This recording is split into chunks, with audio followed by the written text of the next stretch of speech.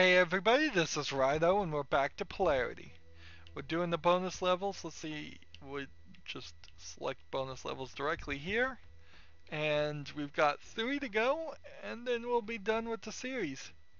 So far, so good on this series. There's nothing wrong with the game, it's just too short. It's too short and doesn't really have a huge spin to justify the name Polarity because we don't switch polarity very often in this game at all. And it doesn't have anything that's super like world changing compared to, let's see, can I reach that? Compared to like Portal or Portal 2.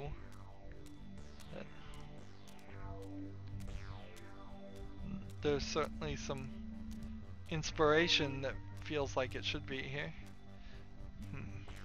Portal did have some collectibles like eventually added into them, but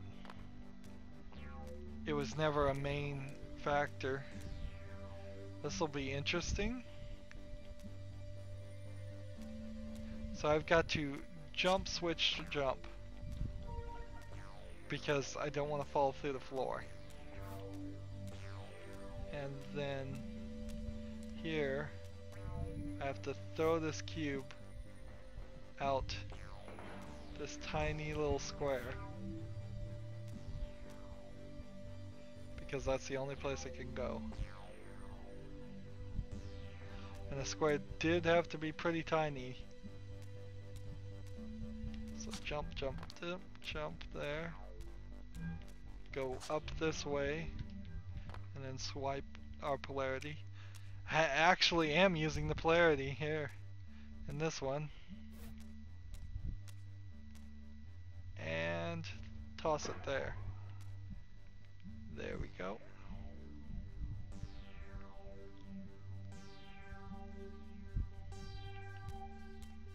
All this green light I think makes me think there's a data node here, but nope. Now I'm on somewhat more solid ground. So solid yet not smooth ground. I mean, ridiculous.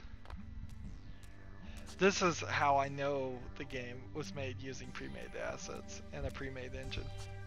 You don't make your own game from scratch, not a game like this, and have the skin flickering in and out and hitting edges. You just wouldn't do that. You wouldn't release your own game on that grounds. Frankly, and this is too 3D and too polished for a single person to have made their own engine. I think that whole wall just appeared. It wasn't there before. Alright, this is gonna be interesting. I need to avoid the lasers again.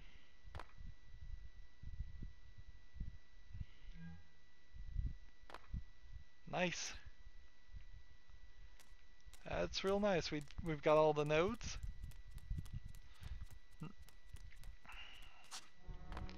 On some of these final levels I could have used some upbeat music. I mean, this is You Are a Hacker is the story, so this doesn't, calming, relaxing puzzle music doesn't really equate to fast-paced, high-energy hacker music. Those are two very separate things.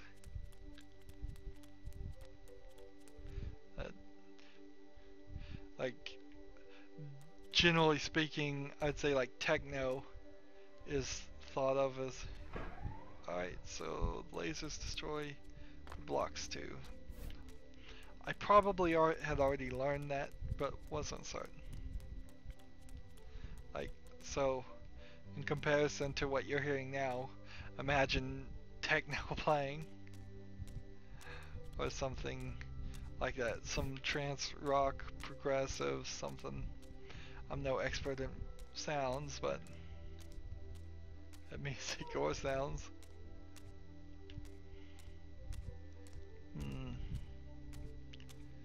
So I have to toss this Oh, I can just walk through it. Interesting. I have to toss it that way. So close. And then we'll swap here. And then that gives us a decent, so jump, do this, and move forward. I don't think that works. I think it's probably better just to do this. Oh, you know what I have to do? I have to run. I have to run with my polarity as blue. And then, before I hit the wall, do that and make it. So swap before I'm right at the wall, so it can't be a standing position type jump. Almost fell off.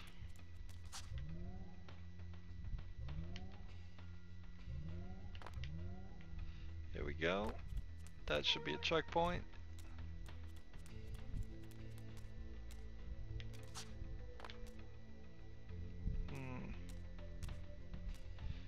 This red laser, it probably means it would only burn me if I was red. So I could probably just jump through it. Didn't swap fast enough though. Green lasers, red lasers, and blue lasers. So it's easier just to, no, you've got to, yeah, I see how this is gonna work. This is gonna be a nightmare.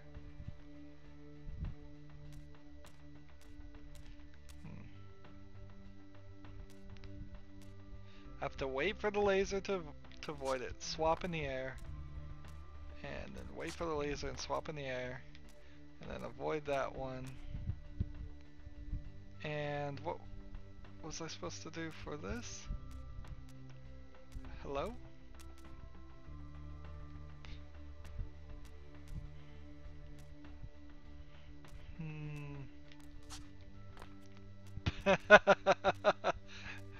As best I can tell, that was exactly what I was supposed to do.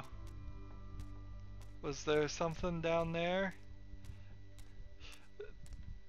I mean, I see a couple blocks there. I don't see anything over here.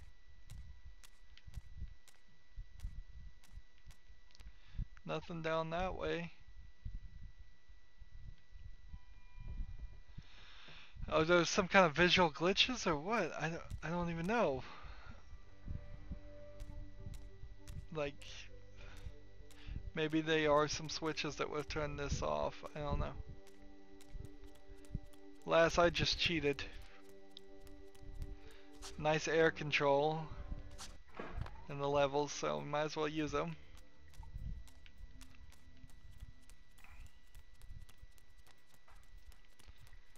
So we may be on the last level, we may be on the second to last level. I kind of wish these levels had titles, maybe some story behind the titles. That's a level of polish you could put on something like this. If I do that,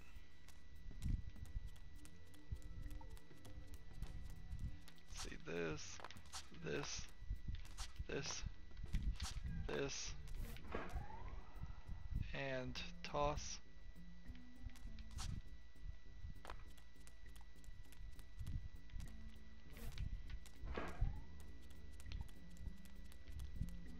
Yeah, this kind of feels like a final level.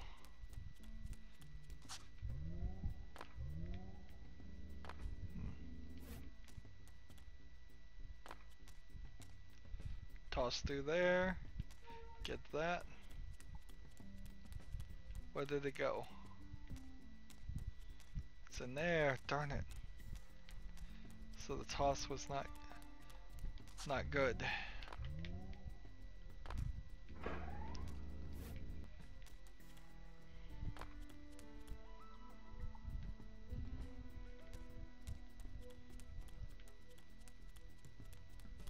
Toss was not good again. Maybe I need to start from the other end.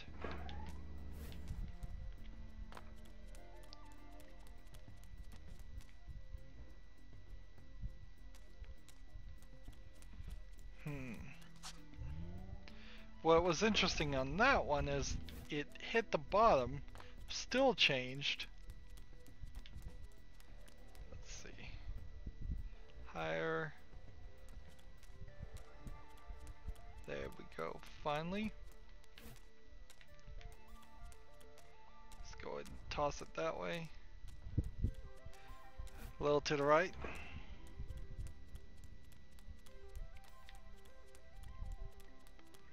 Nothing under the platform there. I thought there might be something. Nothing over here. We're still looking for one data node.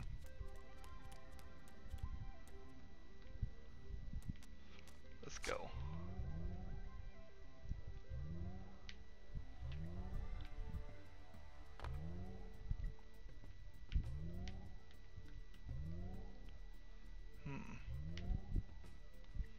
There's the third data node.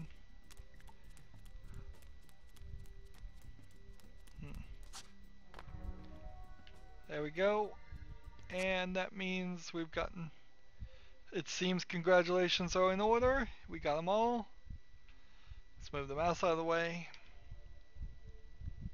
You recovered every data fragment as requested. 10,000 credits have been transferred. 10 million credits have been transferred to your account. Oh goody, I could love 10,000. I do have one more thing to offer though. We would like to offer you a permanent position with the Linus Hacking Corporation. There are plenty more systems to be hacked and plenty more money to be made. This is the tease of, we'll make more of this someday. Thanks for playing. I wonder if there's a certain territory, like Canada or some other country, where that might actually constitute an actual job offer. Probably not, but that would be funny if somebody got in trouble for something like that. It's like, so we've done every single thing and gotten every single data node with no difficulty at all. This has been a nice, relaxing game.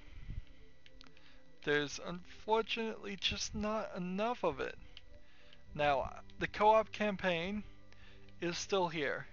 So I could sit here and play through all of these, and I might very well do it off screen, play all these sections by myself just because of achievement reasons.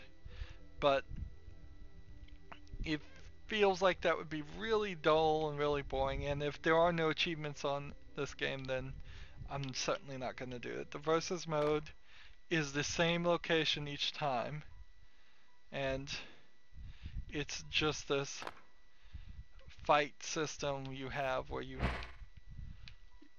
pick up a cube and then you avoid the laser and then you toss the cube there, and each time you do that you get a point, and it seems like you have 2 lives. You can't go any further than this, so you can't go to the other person's side. You can go up here and maybe there's some way to like get up there and block. I don't even know how you would do that. It doesn't feel like there is a way. And there's a timer in the middle too. 2, 1, 0, game over. So it's not even something where you could go for a long time. Not very good as far as a versus mode. Both of these modes do not need to exist at all. When you have so few number of levels, and it was probably killing the creators here to make all the levels and think them up. I bet that's really where a few more people on the team would have helped if you just had somebody who knew level design and could just say, let's do this, let's do this, let's do this. Even if they're bad levels to start off with, you could have more in there and put something in there. There is a lacking of a general concept of something different than Portal here, but even at that, if this had 30 levels instead of the 18 it had, of the main thing. And not bothered with the co-op, not bothered with the versus mode. That'd be a lot better. Uh, so we have Craig Littler, who did the design, the art, and the programming, and that's not exactly true. It seems pretty obvious that some of these skins and some of these things were pre-bought. Maybe they weren't, but I doubt it. I seriously doubt it. The music and sound effects are fine in the game, but they don't really match the story. But then you really didn't need the hacker story because you didn't pay off on that. Again, if the nodes had given you some backstory every time you collected it, like a screen you could read, that would have been great. That would have been a lot more ambitious. Uh, the menu's a mess here, and let's just look at the README. Hi there, if you downloaded Polarity, you must have been fooled by those screenshots. Why would you say that? There's nothing wrong with this game. So why are you saying that? It's so ridiculous. Oh, and he's got a Gmail at the bottom of his screen. That's not very professional. You've got this Blue Button Games that's probably your own company you made up, and you can't even have Polarity info at bluebuttongames.com. You got a Gmail. It's man, this this is a little unprofessional in two ways, isn't it? Next sentence. Anyways, you're here. You're here. While you're here, I wanted to take the opportunity to explain that this game was made by an extremely small team in their bedrooms part-time. I don't need that excuse. It doesn't excuse the fact that there's lacking levels. You just say this game is a small game and it has this many levels. How many Steam games and descriptions in Steam games say there are this many levels, this many collectibles, and they always play that up like it's more than it is. There's plenty of games that have like 300 collectibles, but it's really easy to get them, or 300 collectibles, but it's really a dumb waste of time to get them. But they use that big number to do it. And you could have easily said that this game has 18 levels, 66 collectibles, uh, and that's just if you got rid of the co-op. It'd be over 100 collectibles with the co-op. Putting co-op in the description probably doesn't sell that much these days, particularly for PC gamers. A co-op is kind of a dying thing for consoles and PC, so that there's no reason to have that just to have it, particularly when you're not a good enough game maker yet to have that element. So, yeah, just needs more levels. If you like the game, great, cool, buy it, we'll hang out.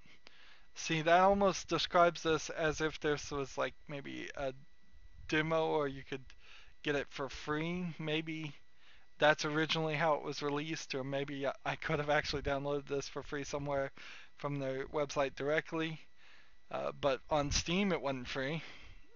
I don't bother to cover that many free games on Steam because if they're free, you can just play them yourself and find out. There's no barrier to entry there, besides the bandwidth on your own internet connection, which might stop some people, but it probably wouldn't stop people that was watching YouTube videos because then they'd still be using their internet connection. It might help a few people with time, with limited time.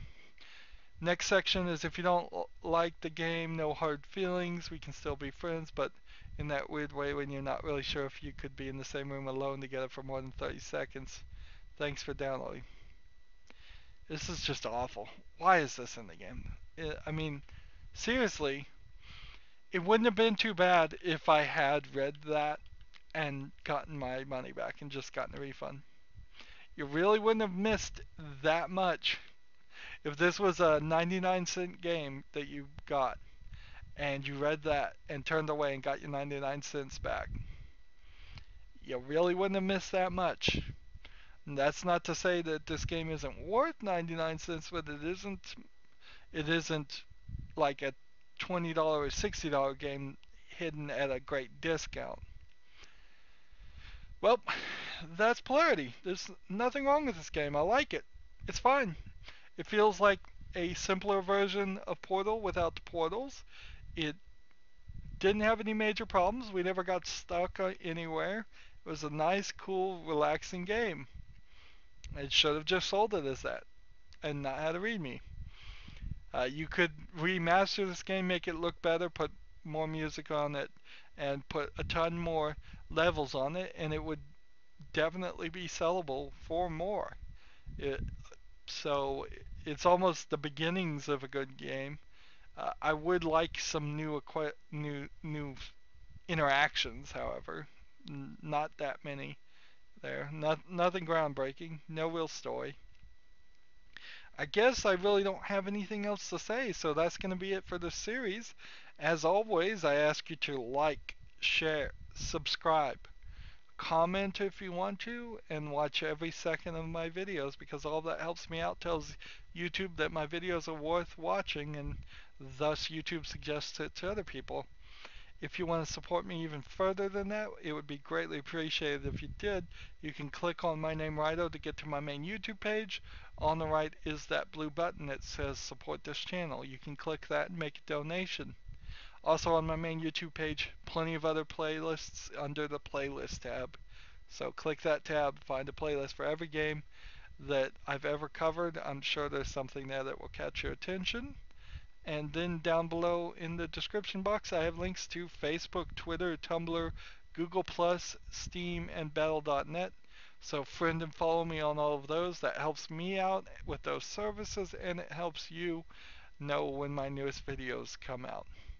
Thank you for watching this series, and thank you for watching me in general, and have a good evening. Bye.